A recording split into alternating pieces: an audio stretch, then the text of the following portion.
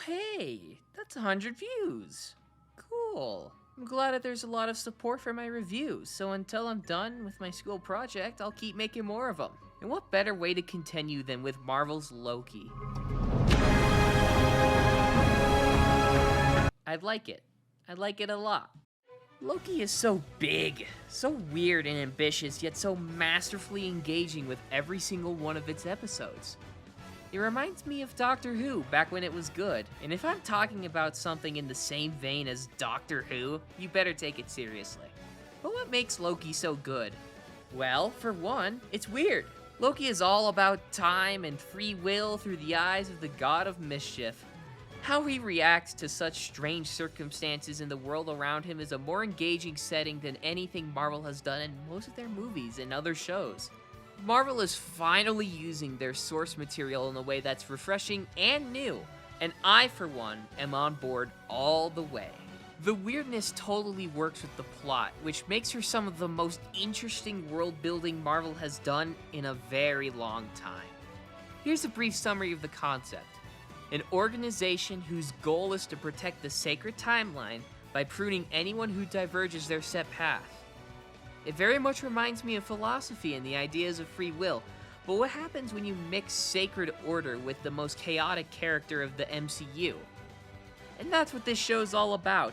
Chaos and order, conspiracy and convergence between the two, and I love it. The characters were also refreshing to see.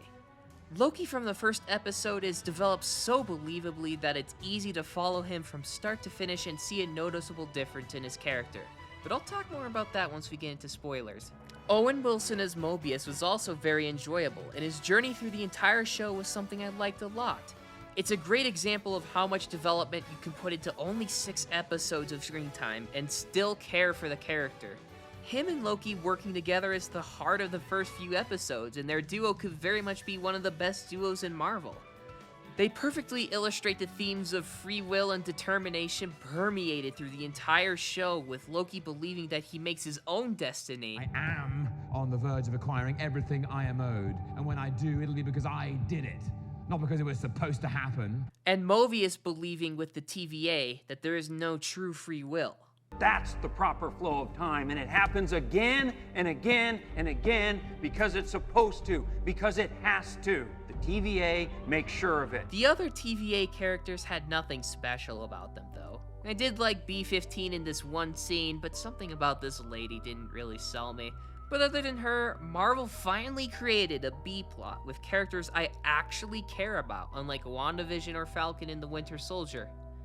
I mentioned before that this show was kind of like Doctor Who in a way, but one big difference is that this show actually has a budget, leading to every environment, from cities on other planets to even the most boring scene of workers in a cubicle, absolutely dripping in atmosphere. I wish old Doctor Who had this kind of CG, but sadly I can only dream, but I'm glad to see something like this in Loki. All of that said, I can't really get into much what I liked a lot and didn't like without getting into spoilers. So if you want to avoid them, please skip to the time on screen. 3, 2, 1. Oh, this is absurd. So in the third episode, we were introduced to a female Loki variant known as Sylvie. She's pretty cool.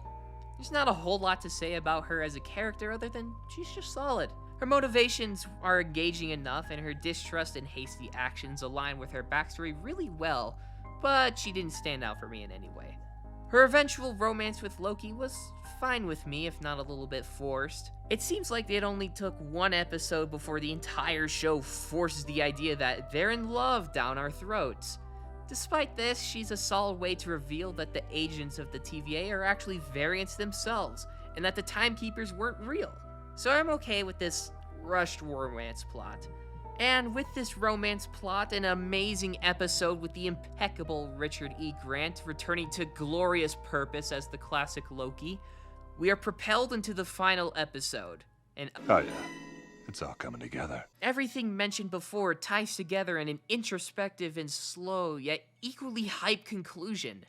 The themes of determinism come back, and the idea of Loki and Sylvie making their own destiny is thrown out the window with Kang the Conqueror.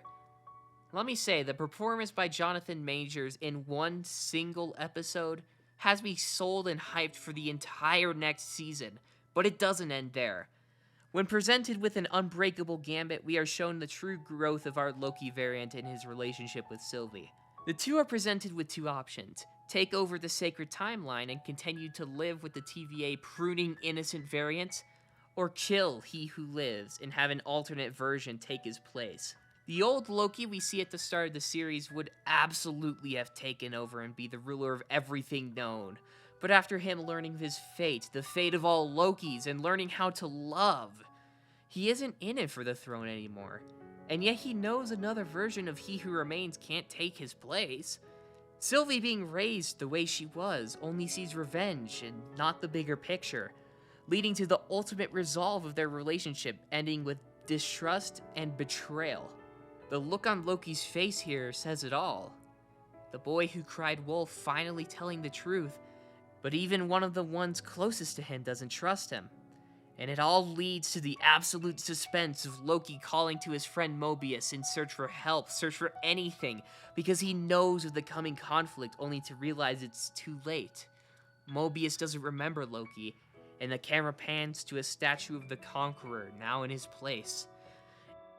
It's emotional and feeling to us as an audience to see all of this play out, and it rejuvenates my hype for Marvel Phase 4. With that over-analysis out of the way, I absolutely recommend Loki to anyone looking for some new, fresh content out of Marvel, or even some old Doctor Who fans looking for a new adventure. I was kind of disappointed that there wasn't more action, and Loki did kind of feel nerfed as far as his power. But aside from that and pacing issues, I give Loki an 8.5 out of 10.